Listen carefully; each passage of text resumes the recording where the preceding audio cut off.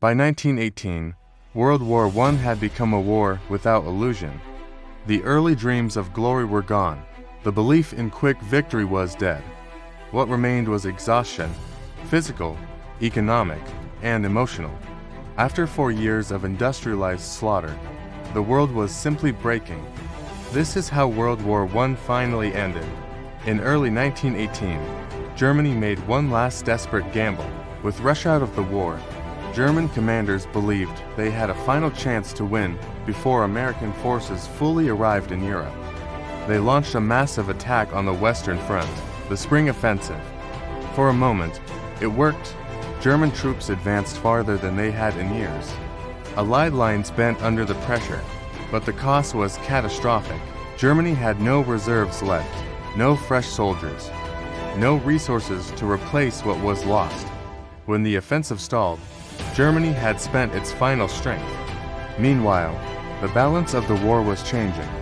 American soldiers were arriving in Europe by the hundreds of thousands, fresh, well-equipped, and full of energy.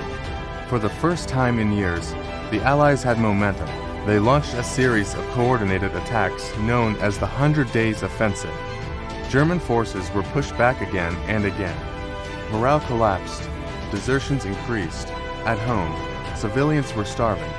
The British naval blockade had strangled Germany's economy. Food shortages sparked strikes and protests. Confidence in the government evaporated. The war was no longer just being lost at the front. It was being lost inside Germany itself. One by one, Germany's allies began to fall. Bulgaria surrendered in September 1918. The Ottoman Empire followed soon after. Austria-Hungary collapsed under military defeat and internal revolt. Germany now stood alone.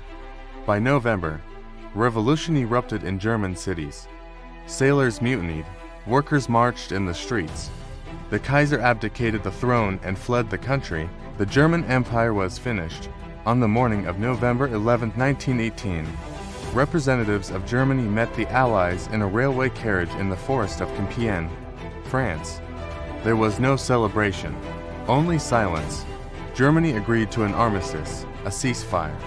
At exactly 11 a.m., the guns stopped firing. After 4 years of constant noise, Europe fell quiet. For many soldiers, the silence felt unreal. Some cried, some stared in disbelief, some simply slept. World War I was over. But peace did not mean relief for everyone. The war had killed over 16 million people. Empires had collapsed. Entire regions were in ruins.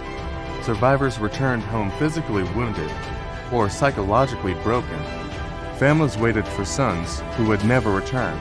The world that existed before 1914 was gone forever. The armistice ended the fighting, but it did not solve the problems that caused the war. The peace that followed would be fragile, bitter, and deeply flawed. And within it were the seeds of another, even greater catastrophe. World War I ended in 1918, but its consequences were only just beginning.